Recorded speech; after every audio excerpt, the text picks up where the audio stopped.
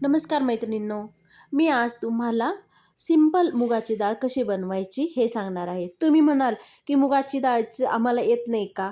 तर जेही कोणी डाएट करत असतील त्यांच्यासाठी सिंपल आणि एकदम छान टेस्टी लागणारी मुगाची डाळ बनवणार आहोत आपण.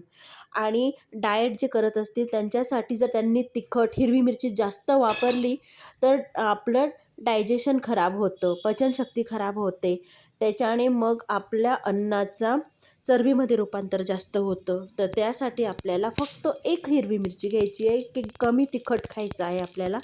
तर आपल्याला कढई तापवून घेतल्यानंतर त्याच्यामध्ये फक्त पोहे खायचा 1 चमचा तेल टाकायचं आहे आणि त्याच्यामध्ये एक हिरवी मिरची, लसूण, जिरं, हिंग, मोहरी सर्व अशी फोडणी द्यायची आहे साधी एकदम.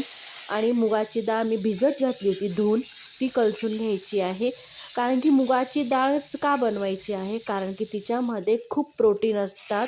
एकदम डाएट करण्यासाठी आणि आपल्या शरीराला उपयुक्त असे प्रोटीन मिळण्यासाठी मुगाची डाळ ही खूप छान असते. ती तुम्ही साधी नुसती डाळ म्हणजे मुगाच्या डाळीचं वरण पिऊही शकता, पोळीबरोबर खाऊ शकता, भाताबरोबर खाऊ शकता आणि अशी पटकन बनणारी, लवकर शिजणारी मुगाची डाळ असते. आणि पेशंट जरी असलं तरी त्यांना चालते. ती डाळ त्याच्याने आपल्या शरीरातले युरिक ॲसिडही वाढत नाही.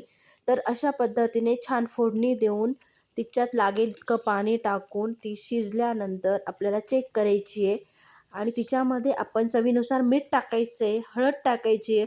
हळद नुसती कलर येण्यासाठी नसते, तर आपल्याला शरीराला लागणारी खूप अँटिसेप्टिकचं काम करते ती आणि शरीराला लागणारी अशी हळद असते. आणि मीठ आपल्याला सेंधवा वापरायचं आहे, आपल्याला साधं मीठ वापरायचं नाही आहे. तर अशा पद्धतीने मुगाची डाळ आपण खाऊ शकतो. Thank you.